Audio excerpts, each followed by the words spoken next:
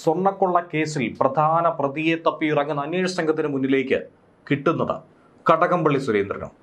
കടകം പറഞ്ഞ് പല രീതിയിൽ വഴുതി പോകാനായി ശ്രമിക്കുന്ന കടകംപള്ളിയെ കൃത്യമായ തെളിവുകളുടെ അടിസ്ഥാനത്തിൽ SIT സംഘം അറസ്റ്റ് ചെയ്യുമോ?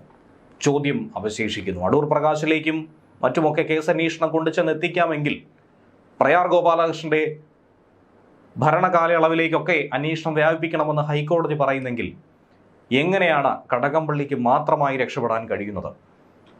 നിലവിലെ ഒരു സമാധാനമെന്ന് പറയുന്നത് വലിയൊരു ആപത്തിന് മുന്നോടിയായിട്ടുള്ള സൂചന തന്നെയാണോ? ശബരിമല സ്വർണ്ണക്കൊള്ള കേസിൽ ജയിലിലുള്ള CPM നേതാവായിട്ടുള്ള പത്മകുമാർ പുറത്തേക്ക് വരുന്നുവെന്ന് CPM കരുതിയിരിക്കുന്ന ഘട്ടത്തിലാണ് നേതൃത്വത്തെ സംബന്ധിച്ച് അതിനേക്കാൾ വലിയൊരു നേതാവ് അകത്തു പോകാനായി സാധ്യതയുണ്ട് എന്ന് കരുതുന്നത്.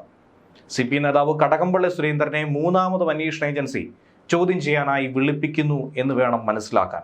ഈ വിളിപ്പിക്കലിൽ ഒന്നിൽ പിഴച്ചാൽ മൂന്നെന്ന് പറയുന്നത് പോലെ സാധാരണഗതിയിൽ അന്വേഷണ സംഘത്തിന്റെ ഒരു രീതി അനുസരിച്ചുകൊണ്ട് മൊഴിയെടുത്ത് പിന്നാലെ അറസ്റ്റ് രേഖപ്പെടുത്തുമോ എന്നുള്ളതാണ് കണ്ടറിയേണ്ടത്.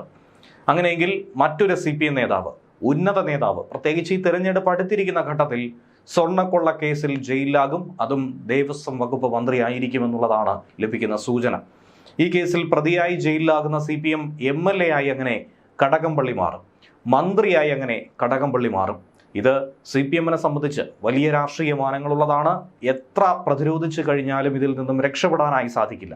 പ്രത്യേകിച്ചും തിരഞ്ഞെടുപ്പ് സമയത്ത് ജനങ്ങളിൽ നിന്നും നേരിടാൻ പോകുന്ന ഏറ്റവും വലിയ ചോദ്യമായി ഇത് അവശേഷിക്കും. എത്ര ന്യായീകരിച്ചാലും അതിൽ നിന്നും രക്ഷപ്പെടാൻ കഴിയില്ല എന്നുള്ളതാണ് യാഥാർത്ഥ്യം. കാരണം കടകംപള്ളിക്ക് പോറ്റിയോട് എത്രത്തോളം അടുപ്പമുണ്ടെന്നും ഒന്നല്ല ഒന്നിലധികം തവണ ഒരു 100 വട്ടം പോറ്റിയുടെ വീട്ടിൽ കടകംപള്ളി പോയിട്ടുണ്ടോ എന്ന ചോദ്യത്തിനുള്ള ഉത്തരങ്ങളായി പല ചിത്രങ്ങളും ഓരോ ദിവസം പുറത്തു വന്നുകൊണ്ടിരിക്കുകയാണ്. കടകംപള്ളിയെ 2 വട്ടം ചോദ്യം ചെയ്തു. പറഞ്ഞതൊക്കെ തന്നെ നുണകളുടെ ഒരു കൊട്ടാരം തന്നെ ആയിരുന്നുവെന്നാണ് നിലവിൽ മനസ്സിലാക്കേണ്ടത്. പോറ്റിയെ അറിയാമെന്നുള്ളത് മാത്രമല്ല, പോറ്റിയെ അടുത്തറിയാമെന്നുള്ളതാണ് കടകംപള്ളി പറയേണ്ടത്. അല്ല എങ്കിൽ ഈ പറഞ്ഞതുപോലെ പോറ്റിയുടെ പിതാവിൻ്റെ ജന്മദിനത്തോടനുബന്ധിച്ച് സമ്മാന പൊതികളുമായി കടകംപള്ളി പോകേണ്ട ആവശ്യം എന്താണ്? അങ്ങനെ പലവിധ ചോദ്യങ്ങൾ നേരത്തെ തന്നെ ഉയർന്നു കേൾക്കുന്നതാണ് പൊതുമണ്ഡലത്തിൽ. ഏറ്റവും ഒടുവിൽ മാറ്റി പറഞ്ഞത് അതുവരെ പറഞ്ഞതിനൊക്കെ തന്നെ കടകവിരുദ്ധമായിട്ടുള്ള കാര്യങ്ങളാണ്. അങ്ങനെയാണ് 3-ാം റൗണ്ട് ചോദ്യം ചെയ്യലിലേക്ക് ഇതുവരെ പറഞ്ഞ കാര്യങ്ങളെ ഒക്കെ തന്നെ ഡിഫെൻഡ് ചെയ്തുകൊണ്ട് SIT തയ്യാറെടുക്കുന്നത്. ഈ തയ്യാറെടുപ്പിൽ തന്നെയാണ്, ഈ ചോദ്യം ചെയ്യൽ തന്നെയാണ് കടകംപള്ളിയുടെ അറസ്റ്റിന് കൂടി വഴി തുറക്കുന്ന ഒരു സാധ്യത ഉണ്ടാകുമെന്ന സൂചനകൾ നിലവിൽ പ്രചരിക്കുന്നത്. ഒരു ജനപ്രതിനിധിക്കെതിരെയുള്ള നടപടിക്രമങ്ങളുടെ നിയമപരമായ ക്രമങ്ങൾ ഒക്കെ തന്നെ പാലിച്ചായിരിക്കും SIT നീക്കം തുടങ്ങുന്നത്. MPയെ വരെ ചോദ്യം ചെയ്യാനായി SITക്ക് കഴിഞ്ഞുവെങ്കിൽ, MP വരെ ഈ ചോദ്യം ചെയ്യലിനോട് സഹകരിക്കുന്നുവെങ്കിൽ കടകംപള്ളിക്ക് അതിനപ്പുറത്തേക്ക് ഒരു പ്രിവിലേജും നിലവിൽ ലഭിക്കുമെന്ന് പ്രതീക്ഷിക്കേണ്ടതില്ല.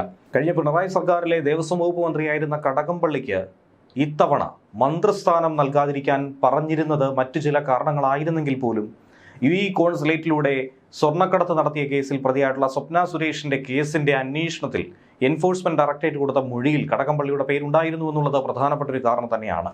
സ്വപ്ന സുരേഷിന്റെ കേസും അന്ന് ചില ചാറ്റുകളും പ്രധാനപ്പെട്ട വിവരങ്ങളും ഒക്കെ തന്നെ ഉയർന്നു കേട്ടതാണ്. എങ്ങനെയെങ്കിലും അതൊന്ന് തണുത്തു വരുന്ന ഘട്ടത്തിൽ കൂടിയാണ് സ്വർണ്ണക്കൊള്ള കേസ് വീണ്ടും തലപൊക്കുന്നത്. അങ്ങനെ പലവട്ടം സ്വപ്ന സുരേഷിനെ അവരുടെ വസതിയിൽ സന്ദർശിച്ചതും അവിടെ സ്വീകരിച്ചതും അടക്കമുള്ള വളരെ ഗൗരവകരമായിട്ടുള്ള വിവരങ്ങൾ സ്വപ്ന സുരേഷ് ഏജൻസികളോട് വെളിപ്പെടുത്തിയിട്ടുണ്ട്. 164 സ്റ്റേറ്റ്മെന്റിലടക്കം ഗുരുതരമായ പല വിവരങ്ങളും സ്വപ്ന പങ്കുവച്ചിട്ടുണ്ടെന്നാണ് മനസ്സിലാക്കുന്നത്. അങ്ങനെ കടകംപള്ളിക്ക് ഇടുത്തിയായി വരുന്ന ഒന്നല്ല ഒന്നിലധികം കേസുകളുണ്ട് എന്ന് വേണം നിലവിൽ മനസ്സിലാക്കേണ്ടത്.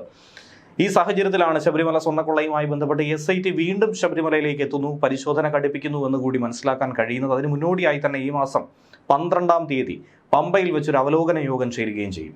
ലീഗൽ മെട്രോളജി അസസ്മെന്റ് സംഘവും SIT സംഘത്തോടൊപ്പം തന്നെ ഉണ്ടാവും. ശ്രീകോവിലെ എല്ലാ വശങ്ങളിലെയും സ്വർണം സംഘം പരിശോധിക്കും. നേരത്തെ VSSCയിൽ നടത്തിയ പരിശോധനയുടെ അന്തിമ ഫലത്തിൽ സ്വർണത്തിന്റെ അളവ് സംബന്ധിച്ച് ചില സംശയങ്ങൾ നിൽക്കുന്നു. അത് ദൂരീകരിക്കാൻ വേണ്ടി തന്നെയാണ്, കൂടുതൽ വ്യക്തത വരുത്താൻ വേണ്ടി തന്നെയാണ് ഇപ്പോഴത്തെ ഈ നീക്കം. സ്വർണ്ണക്കൊള്ള കേസിൽ സ്വർണ്ണപ്പാളികളിൽ വീണ്ടും ഒരു പരിശോധന നടത്താനാണ് ഹൈക്കോടതി പറഞ്ഞിരിക്കുന്നത്. സ്വർണ്ണപ്പാളികളുടെ സാമ്പിളുകൾ മുംബൈയിലെ ഭവ അറ്റോമിക് റിസർച്ച് സെന്ററിൽ പരിശോധന നടത്തുമെന്നാണ് നിലവിൽ മനസ്സിലാക്കാൻ കഴിഞ്ഞിരിക്കുന്നത്. ആദ്യം പരിശോധനയ്ക്കായി VSSCയിലായിരുന്നു സാമ്പിൾ അയച്ചത്. കൊല്ലം വിജിലൻസ് കോടതിയിൽ VSSC സമർപ്പിച്ച റിപ്പോർട്ട് SITക്ക് കൈമാറുകയും ചെയ്തു. ഹൈക്കോടതിയിൽ അന്വേഷണ പുരോഗതി റിപ്പോർട്ടും കൊടുത്തിരുന്നു. റിപ്പോർട്ട് പരിശോധിച്ച കോടതി പലവിധ സംശയങ്ങൾ ചൂണ്ടിക്കാട്ടി. ഇതിൽ വ്യക്തത വരുത്താൻ വേണ്ടി VSSCക്ക് ശാസ്ത്രജ്ഞരെ വിളിച്ചു വരുത്തി. അവർക്കതിന് കഴിയാതെ വന്നു. ആ സാഹചര്യത്തിൽ കൂടിയാണ് പാളികളുടെ സാമ്പിളുകൾ കുറച്ചുകൂടി വിശദമായ വിദഗ്ധ പരിശോധനയ്ക്ക് മുംബൈയിലെ ഭഭ അറ്റോമിക് റിസർച്ച് സെന്ററിൽ പരിശോധന നടത്തുന്നത്. SITയുടെ ആവശ്യം പരിഗണിച്ചുകൊണ്ട് പാളികളിലെ സാമ്പിൾ എടുത്ത് വീണ്ടും പരിശോധന നടത്താനാണ് കോടതി പറയുന്നത്. പാളികൾ ഏതെങ്കിലും തരത്തിൽ മാറിയിട്ടുണ്ടോ? അക്കാര്യം അറിയേണ്ടതായിട്ടുണ്ട്. എത്രത്തോളം സ്വർണ്ണപ്പാളികൾ നിലവിലുണ്ട്? ഈ കാര്യങ്ങളൊക്കെ അറിയേണ്ടതാണ്.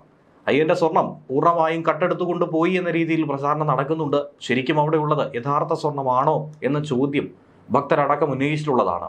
ഇത് തിരിച്ചറിയണമെങ്കിൽ ശാസ്ത്രീയ തെളിവുകൾക്ക് വേണ്ടി പരിശോധനകൾക്കായിട്ടാണ് വീണ്ടും മുംബൈയിലേക്ക് കൊണ്ടുപോകുന്നത്. കേസിൽ ഇടക്കാല ഉത്തരവാണ് നിലവിൽ കോടതി പറഞ്ഞിരിക്കുന്നത്.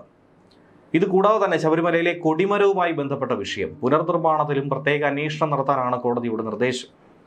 പ്രയാർ ഗോപാലകൃഷ്ണന്റെ ഭരണകാലത്തെ കൊടിമര പുനർനിർമ്മാണത്തിലാണ് പ്രത്യേക അന്വേഷണം നടത്തുന്നത്. സ്വർണം പൊതിഞ്ഞ ചെമ്പുപാളികൾ മൊത്തത്തിൽ കടത്തി പുതിയ പാളികൾ സ്ഥാപിച്ചതാണോ എന്ന കാര്യത്തിൽ സംശയം നിൽക്കുന്നുണ്ട്. VSSCയുടെ റിപ്പോർട്ടിലാണ് അങ്ങനെ ഒരു ആശയക്കുഴപ്പം ഉണ്ടായത്. കൃത്യമായ ഉത്തരം നൽകാൻ അവർക്ക് കഴിഞ്ഞിട്ടില്ല. 1998 മെർക്കുറി ഉപയോഗിച്ചുകൊണ്ട് UB ഗ്രൂപ്പ് ശബരിമല ശ്രീകോവിലെ കട്ടിളപ്പാളി സ്വർണത്തിൽ പൊതിഞ്ഞത്. എന്നാൽ ചില പാളികളിൽ മാത്രം മെർക്കുറിയുടെ അംശം തീരെ കാണുന്നില്ല. ഇതാണ് പരിശോധനാ റിപ്പോർട്ടിൽ പറയുന്നത്. മെർക്കുറിയുടെ അംശം തീരെ കാണുന്നില്ല എന്ന് പറഞ്ഞാൽ അതിനർത്ഥം അവിടെ സ്വർണ്ണമില്ല എന്നുള്ളതായിരിക്കണം. 1546 ഗ്രാം സ്വർണം പൊതിഞ്ഞ ചെമ്പുപാളികളായിരുന്നു 98 അന്ന് ദ്വാരപാലക ശില്പങ്ങളിൽ സ്ഥാപിച്ചത്. എന്നാൽ 2019 ഈ പാളികൾ ഇളക്കി ചെന്നൈ സ്മാർട്ട് ക്രിയേഷൻസിൽ എത്തിച്ച് സ്വർണം വേർപെടുത്തി 394.6 ഗ്രാം സ്വർണം പൂശിയെന്നാണ് സ്മാർട്ട് ക്രിയേഷൻസ് പറയുന്നത്. അത് വ്യക്തമാക്കുന്ന ഒരു രേഖയും ദേവസ്വം ബോർഡിന്റെ പക്കലില്ല എന്നുള്ളതാണ് ഏറെ വിരോധാഭാസം. 40 വർഷത്തെ ഗ്യാരണ്ടിയോടെ ഇത്രയും സ്വർണം പൂശി ക്ലിയർ കോട്ട് അടിച്ചിട്ടും കേവലം 4 വർഷത്തിനുള്ളിൽ എങ്ങനെ സ്വർണം മങ്ങി, ചെമ്പു തെളിഞ്ഞു? ഇതാണ് ചോദ്യം. വളരെ ചെറിയ അളവിൽ സ്വർണം ലേപനം ചെയ്ത് 300 ഗ്രാം സ്വർണമെങ്കിലും സ്മാർട്ട് ക്രിയേഷൻസും പോറ്റിയും ചേർന്ന് അടിച്ചു മാറ്റിയിട്ടുണ്ടെന്ന് വേണം മനസ്സിലാക്കാൻ. കേവലം 100 ഗ്രാമിൽ താഴെ മാത്രം സ്വർണം പൂശി ബാക്കി ഭാഗം 4/3 ഇവർ അടിച്ചു മാറ്റിയെന്നാണ് നിലവിൽ സംശയം പുലപ്പെട്ടിരിക്കുന്നത്. അങ്ങനെയാണ് വീണ്ടും ദ്വാരപാലക പാളികൾ ഇളക്കി സാമ്പിൾ പരിശോധനയ്ക്ക് അയക്കാനായി SIT ഒരുങ്ങുന്നത്. മാസപൂജയ്ക്കായി അടുത്ത ആഴ്ച നട തുറന്ന ശേഷം സാമ്പിൾ ശേഖരിക്കാനാണ് നിലവിൽ തീരുമാനിച്ചിരിക്കുന്നത്. സാമ്പിൾ ശേഖരിക്കണമെങ്കിൽ പോലും ദേവന്റെ അനുജ്ഞ അനിവാര്യമായി വരുന്നുണ്ട്. അതുകൊണ്ട് തന്നെ കുംഭമാസ പൂജയ്ക്ക് നട തുറക്കുന്നതുവരെ കാത്തിരിക്കേണ്ടി വരും. ഒരുപക്ഷെ കുംഭം 1 ഫെബ്രുവരി 13 തന്നെ സാമ്പിൾ ശേഖരിക്കാനും കഴിയും. 2019 സ്വർണം പൂശിയ പാളികളുടെ നിറം മങ്ങിയതിനെ തുടർന്ന് കഴിഞ്ഞ സെപ്റ്റംബർ 7 വീണ്ടും പാളികൾ ഇളക്കിയെടുത്ത് ചെന്നൈയിലെത്തിച്ച് സ്വർണം പൂശി. 9.7 ഗ്രാം സ്വർണം അധികമായി പൂശിയെന്നാണ് സ്ഥാനമൊഴിഞ്ഞിട്ടുള്ള ദേവസ്വം ബോർഡ് പ്രസിഡന്റ് PS പ്രശാന്തും പറഞ്ഞിരിക്കുന്നത്. പ്രശാന്തും വീട്ടിലാകുമെന്ന കാര്യത്തിൽ സംശയമില്ല. ആദ്യം പൂശിയ സ്വർണത്തിന് മുകളിലാണ് രണ്ടാമത്തെ പൂശൽ നടന്നത്. എങ്കിലും പഴയ സ്വർണവും പുതിയതും വേർതിരിച്ചറിയാനായി സാധിക്കും. ശബരിമല സ്വർണ്ണക്കൊള്ള കേസിൽ വീണ്ടും അങ്ങനെ പരിശോധന നടത്തുമ്പോൾ വളരെ പ്രധാനപ്പെട്ട പല വിവരങ്ങളും ഇനി പുറത്തു വരും എന്ന് തന്നെയാണ് മനസ്സിലാക്കേണ്ടത്.